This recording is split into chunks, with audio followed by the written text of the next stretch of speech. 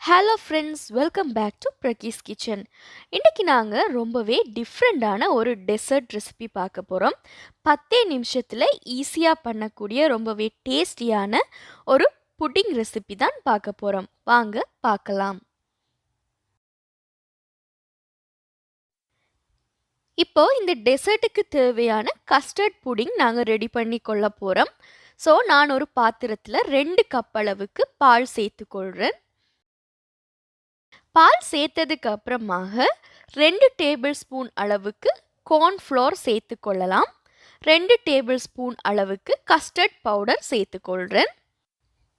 இப்போ இது கூடவே அரை கப் அளவுக்கு சீனி சேர்த்துக்கொள்கிறேன். உங்களுக்கு சுகர் குறைவாக தேவைப்பட்டால் நீங்கள் குறைச்சி கூட சேர்த்துக்கொள்ளலாம். சேர்த்து இப்போ இதை நல்லா நாங்கள் மிக்ஸ் பண்ணி விட்டுறலாம். இப்போது இது நல்லா மிக்ஸ் பண்ணினதுக்கு அப்புறமாக ஸ்டவ்வில் மீடியம் ஃப்ளேமில் வச்சு இதை நாங்கள் குக் பண்ணி கொள்ள போகிறோம். நல்லா திக்காகும் வரைக்கும் இதை நீங்கள் குக் பண்ணி கொள்ள வேணும்.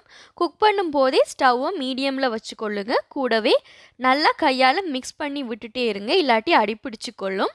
இப்போ நல்லா மிக்ஸ் பண்ணதுக்கு அப்புறமாக இந்த மாதிரி ஒரு கன்சிஸ்டன்சியில் நாங்கள் இதை எடுத்து வச்சிடலாம். இப்போ நாங்கள் நம்மளோட டெசர்ட் செய்ய ஆரம்பிச்சிடலாம். நான் மில்க் பிஸ்கட்ஸ் எடுத்திருக்கிறேன். நீங்கள் உங்களுக்கு விருப்பமான பிஸ்கட்ஸ் யூஸ் பண்ணி கொள்ளலாம். இதை நான் மில்கில் டிப் பண்ணி இந்த மாதிரி இதை நான் வச்சுக்கொள்ள போகிறேன். நீங்கள் உங்களுக்கு என்ன ஃப்ளேவரில் பிஸ்கட்ஸ் தேவையோ அந்த மாதிரி நீங்கள் எடுத்துக்கொள்ளலாம். நான் மில்க் பிக்கீஸ் எடுத்திருக்கிறேன். இது ரொம்பவே டேஸ்டியாக இருக்கும். ஸோ இந்த பிஸ்கெட்டை நல்லா பாலில் டிப் பண்ணதுக்கு அப்புறமாக இதை இப்படி அரேஞ்ச் பண்ணி கொள்ள போகிறோம். இந்த மாதிரி பாலில் டிப் பண்ணுறதுனால பிஸ்கெட்டினுடைய கன்சிஸ்டன்சி கொஞ்சம் சேஞ்ச் ஆகும். ஸோ சாப்பிடும்போது நல்லா இருக்கும். அதுக்காகத்தான் நாங்கள் பாலில் நல்லா டிப் பண்ணி இதை அரேஞ்ச் பண்ணி கொள்கிறோம். ஸோ கண்டிப்பாக நீங்கள் பாலில் டிப் பண்ணதுக்கு அப்புறமாக இதை இப்படி அரேஞ்ச் பண்ணி கொள்ளுங்கள். இப்போ நாங்கள் எல்லாமே அரேஞ்ச் பண்ணி முடித்தாச்சு. இதுக்கப்புறமாக நாங்கள் முன்னரே ரெடி பண்ணி வச்சுருக்கிற அந்த கஸ்டர்ட் புடிங்கை மேலே ஒரு லேயராக நாங்கள் இதை வச்சுக்கொள்ள போகிறோம். சூடோடவே நீங்கள் வச்சுக்கொள்ளுங்க. அப்போ தான் அந்த பிஸ்கெட்டில் அந்த சூடு படும்போது அது நல்லா சாஃப்டாக மாறி அந்த புடிங் கன்சிஸ்டன்சிக்கு சூட் ஆகிற மாதிரி பிஸ்கெட்டும் சேஞ்ச் ஆகும். ஸோ நல்ல சூடோட இந்த கஸ்டர்டை நாங்கள் மேலே இப்படி வச்சிடலாம். வச்சு நல்லா ஷேப் பண்ணி விட்டதுக்கு அப்புறமாக இன்னொரு லேயர் அதே மாதிரி நாங்கள் பிஸ்கட்ஸை பாலில் நல்லா டிப் பண்ணி திரும்ப மேலே ஒரு லேயர் அரேஞ்ச் பண்ணி கொள்ள போகிறோம். ஸோ நாங்கள் கீழே ஒரு லேயருக்கு பிஸ்கட் வச்சுருக்கிறோம். அதுக்கப்புறம் மேலே கஸ்டர்ட், இப்போ திரும்ப பிஸ்கட் வைக்கிறோம். ஸோ சாப்பிடும்போது அந்த கஸ்டர்டும் பிஸ்கட்டினுடைய அந்த டேஸ்ட்டும் சேரும் பொழுது ரொம்பவே சூப்பரான ஒரு காம்பினேஷனாக இருக்கும். இது ரொம்பவே டிஃப்ரெண்ட்டான ரொம்பவே ஈஸியான ஒரு டெசர்ட். இதிலேயே நாங்கள் கஸ்டர்ட் அப்புறமாக பிஸ்கட் எல்லாம் சேர்க்குறதால குழந்தைகள் ரொம்ப விரும்பி சாப்பிடுவாங்க. குழந்தைகள் மட்டும் இல்லை, பெரியவர்களும் விரும்பி சாப்பிடுவாங்க. ஸோ இப்போ இன்னொரு லேயருக்கு நான் கஸ்டர்ட் புடிங்கியை வச்சுக்கொள்ள போகிறேன். புடிங்க வச்சு நல்ல வடிவாக ஷேப் பண்ணி விட்டுருங்க. அப்போ தான் பார்க்குறதுக்கு நல்ல அழகாக உங்களுக்கு இந்த டெசர்ட் கிடைக்கும்.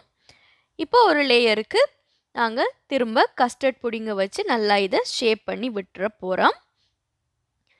ஷேப் பண்ணதுக்கு அப்புறமாக நான் இதில் வாழைப்பழங்கள் கட் பண்ணி சேர்த்துக்கொள்ள போகிறேன். உங்களுக்கு வாழைப்பழம் விருப்பம் இல்லைன்னா நீங்கள் உங்களுக்கு விருப்பமான பழங்கள் சேர்த்துக்கொள்ளலாம். ஸ்ட்ராபெரி சேர்த்து பண்ணால் கூட ரொம்பவே டேஸ்டியாக இருக்கும். அப்படி இல்லைன்னா உங்களுக்கு பிடிச்ச மாதிரி மாம்பழம் அல்லது மிக்ஸ்ட் ஃப்ரூட்ஸ் கூட நீங்கள் வச்சுக்கொள்ளலாம். எல்லா பழங்களுமே கலந்து மேலே வைக்கிறது கூட நல்ல சுவையாக இருக்கும். நான் இன்றைக்கு வாழைப்பழம் பயன்படுத்துகிறேன். வாழைப்பழத்தை இப்படி நல்ல வட்ட துண்டுகளாக வெட்டி இதையும் நல்லா நாங்கள் வடிவாக அரேஞ்ச் பண்ணி கொள்ள போகிறோம். பண்ணும்போது நல்ல நீட்டாக அழகாக நீங்கள் இந்த பழங்களை வச்சிட்டிங்களா இருந்தால் இந்த புடிங் பார்க்குறதுக்கு ரொம்பவே அழகாக இருக்கும். ஸோ இந்த மாதிரி நீங்கள் இதை வச்சுக்கொள்ளலாம். உங்கள் வீட்டுக்கு விசிட்டர்ஸ் வராங்க, கெஸ்ட் வராங்கன்னா கண்டிப்பாக நீங்கள் இந்த டெசர்ட் ட்ரை பண்ணி பாருங்கள். உங்களுக்கு ரொம்பவே ஈஸியாக இதை பண்ணிட முடியும். ஒரு 10 நிமிஷத்தில் இதை ரெடி பண்ணிடலாம். காஸ்ட்டும் ரொம்பவே குறைவாக இருக்கும். அதோட வாரவங்க விரும்பி உங்களை பாராட்டி சாப்பிடுவாங்க. ஸோ கண்டிப்பாக நீங்கள் இப்படி பண்ணி பார்க்கலாம். இப்போ நான் வாழைப்பழத்துக்கு மேலே ஜெலி போடுறதுக்காக இப்போ ஜெலி ரெடி பண்ணி கொள்கிறேன். இது கடையில் வாங்கின பேக் யூஸ் பண்ணி நான் பண்ணுறேன். ஸோ ஒரு கப் ஹாட் வாட்டரில் நான் 2 டேபிள் ஸ்பூன் அளவுக்கு அந்த ஜெலி பவுடர் சேர்த்துக்கொள்கிறேன். கூடவே 2 டேபிள் ஸ்பூன் அளவுக்கு சீனி சேர்த்துருந்தேன். கொஞ்சம் புளிப்பு அதிகமாக இருந்ததுனால. நீங்க வாங்குற அந்த பேக்ல என்ன இன்ஸ்ட்ரக்ஷன்ஸ் குடுத்துருக்காங்களோ, அத நீங்க ஃபாலோ பண்ணிக்கொள்ளலாம். நான் இந்த பேக்ல வந்து இன்ஸ்ட்ரக்ஷன்ஸ் படி பண்றேன். இப்ப இது நல்லா மிக்ஸ் பண்ணினதுக்கு அப்புறமாக நல்ல கூலான தண்ணீர் சேர்த்துக்கொள்றேன். சேர்த்து இப்ப இத மிக்ஸ் பண்ணதுக்கு அப்புறமாக, நாங்க முன்னாடியே ரெடி பண்ணி வச்சிருக்கிற இந்த டெசர்ட்ல மேலே இத நாங்க ஊற்றிக்கொள்ளலாம்.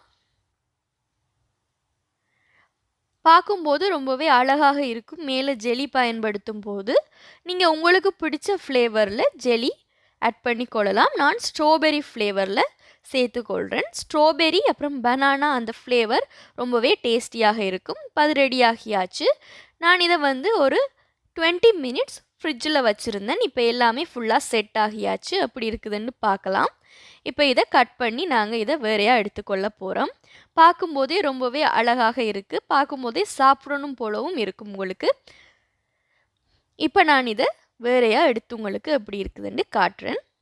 இதில் நாங்கள் ஆட் பண்ணியிருக்கிற அந்த பனானா அப்புறமாக ஸ்ட்ராபெர்ரி ஜெல்லி கூடவே பிஸ்கட்ஸ் கஸ்டர்ட் புடிங் எல்லாமே சேர்ந்து ஒரே தடவையில் சாப்பிடும் பொழுது அவ்வளோ ஒரு சூப்பரான சுவையாக இருந்தது. பார்க்கும்போது எங்களுக்கு தெரியும் ரொம்ப சாஃப்டாக எவ்வளோ அழகாக வந்திருக்குதுண்டு. ஸோ கண்டிப்பாக நீங்கள் இதை வீட்டில் ட்ரை பண்ணி பார்க்கலாம். உங்களுக்கு ரொம்பவே பிடிக்கும். பிடிச்சிருந்தா மறக்காமல் உங்களுடைய ஃபீட்பேக்கை எனக்கு கொமெண்ட்ஸில் கொடுங்க. என்னுடைய ரெசிபீஸ் எல்லாம் உங்களுக்கு பிடிச்சிருந்தா மறக்காமல் லைக் பண்ணுங்கள், ஷேர் பண்ணுங்கள், சப்ஸ்கிரைப் பண்ணுங்கள், கூடவே பெல் ஐக்கானை ப்ரெஸ் பண்ணுங்கள். தேங்க்யூ ஃபார் வாட்சிங்.